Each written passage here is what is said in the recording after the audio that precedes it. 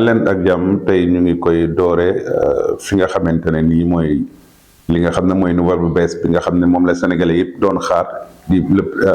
décision président de la République di tànn candidat léegi nag tànn na Amadou Ba. Amadou Ba moom la coalition Benno Bokk Yaakaar samp ci élection yi nga xam ne moom lañ dëgmal pour nekk président wu Sénégal. ñu gis ci biir au sein de la coalition Benno Bokk Yaakaar wala ci biir APR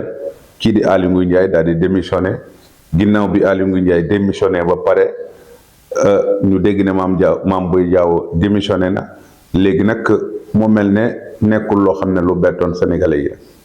nekkoon lu bettul Sénégalais yi gisoon nañ ne ci biir coalition Benno Bokk Yaakaar ak biir APR am na ñoo xam ne dañu sampoon seen ndënd ne quoi qu'il advienne ñoom candidat la ñuy doon loolu nag nekk loo xamante ne nii mooy jàngat bu njëkk bi waaye ñaareelu jàngat bi mooy ñu gis ne Amadou Ba avant ñu koy wax sénégalais yu bëri wala ñu bokk ci biir APR am na ñu bëri ñoo xam ne nii commencé woon nañ wax ne moom mooy seen candidat moom lañ gëm moom la ñuy tabb comme candidat waaye tamit bu ñu xoolee ci beneen pàcc bi ci biir APR am na ñu wax ne kañ war a jiital pour ëllëg mu nekk seen candidat na nekk koo xamante ne nii gagné na bureau de vote am gagné na quartier am gagné na département am mu mel ne ñi nga xam ne ñoo bokk ci biir APR te xalaat loolu ñoom dàq nañ candidature Amadou Ba waaw en moins que nag ñu dem ba ci biir ñu changé yooyu mais daal boo xoolee ñooñu dàq nañ candidature boobu maintenant am na beneen aspect nag parce que le président Macky Sall su fekkee ne moom mooy ànd ak moom ci élection yi kenn xamul ndax day nekk directeur de campagne am kenn xamul ndax lu muy doon waaye su fekkee ne moo ko day utiliser appareil Benno Bokk Yaakaar bi xëy na loolu mu am lu mu ko jural loolu mooy jàngat bi nga xam ne nii def nañ ko waaye daal ci gàttal candidature Amadou Ba ci benn côté am na ci ñoo xam ne nanguwuñ ko parce que jàpp nañ ne gañewul ci élection locale yi biir Parcelles Assainies te ki jël élection locale sax la ñuy njëkkee élection locale ki nga xam ne moo ko gañe ci mairie parcelle bi di Jamil Sané nga xamante ne nii kenn xamu ko sax noonu ci biir Pastef tey ji moom moo ko gañe foofu donc loolu aussi ça pose problème am na ñu bokk ci biir APR ñoo xamante ne jàpp nañ ne amul légitimité ci biir dëkkam ba war a mën a nekk mais nag voilà li ci kanam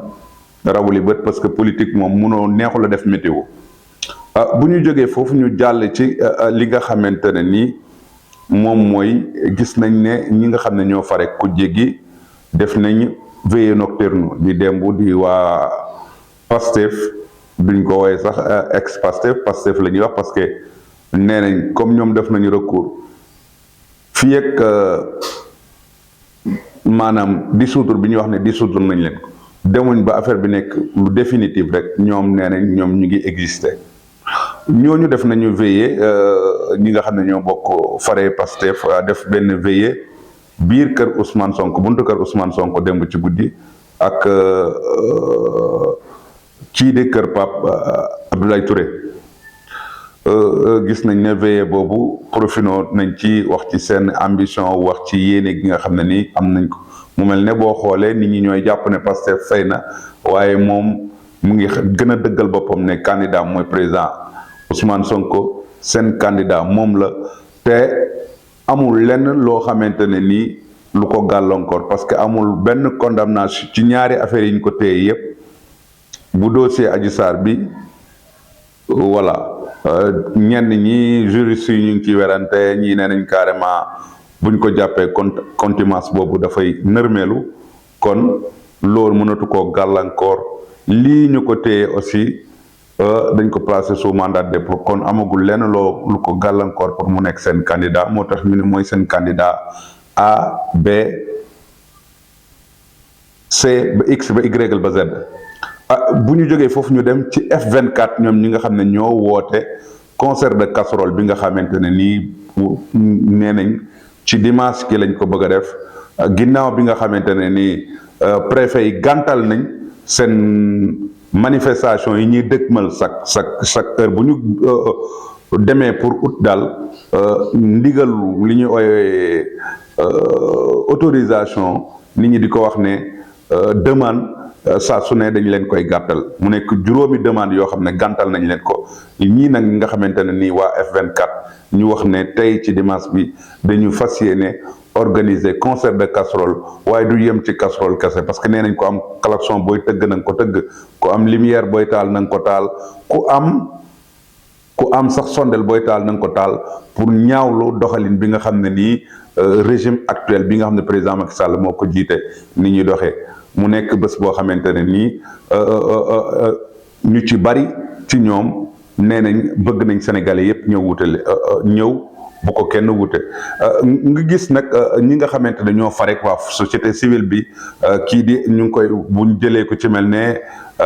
Seydi Gassama bu Amnesty International mu ngi ñaawloo doxalin bi nga xamante ne nii régime actuel bi ñu ngi koy doxalee Alioune Tine du ko feelu ca wet ga naan li ñu gis ci régime u président Macky Sall mosuñu gis lu dellu gannaaw ci wàllu démocratie bi nga xamante ne nii régime bi def nañ mosuñu gis régime bu def bu ni mel loolu nag mooy kàddu yi nga xamante ne nii ñi farek F24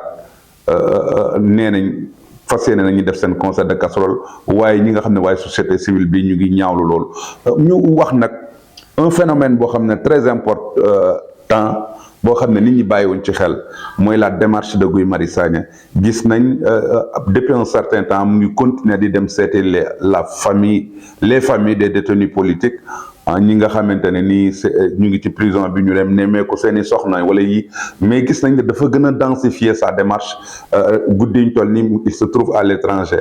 présentement mu ngi à Bruxelles di gën a continuer ñoom la ñuy ooyee résistance